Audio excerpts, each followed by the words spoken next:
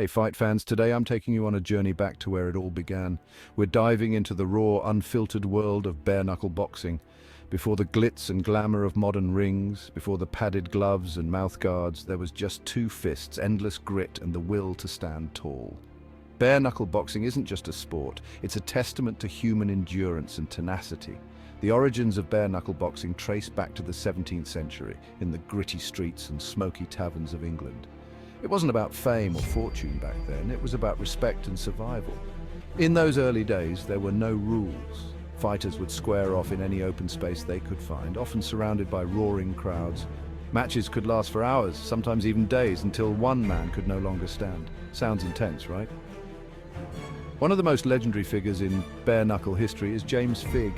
Crowned as the first English bare-knuckle champion in 1719, Figg was a true pioneer of the sport. He fought with a mix of boxing, wrestling, and even swordplay.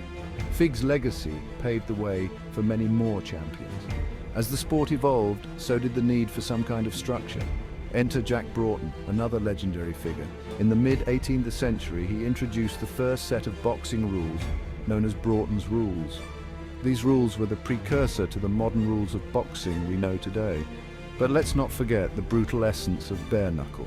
The lack of gloves meant every punch carried immense power, and the fights were often bloody and brutal. Fighters had to rely not just on strength, but also on strategy and stamina. Fast forward to the 19th century, and we see the emergence of legends like John L. Sullivan.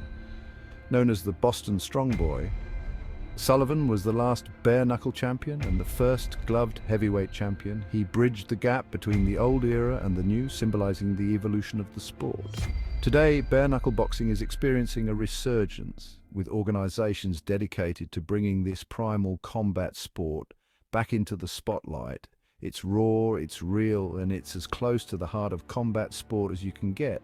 So next time you watch a boxing match, remember the roots, the origins, and the warriors who fought without anything but their fists and their spirit. Bare-knuckle boxing is more than just a fight, it's a journey through history. Catch you in the next round, fight fans.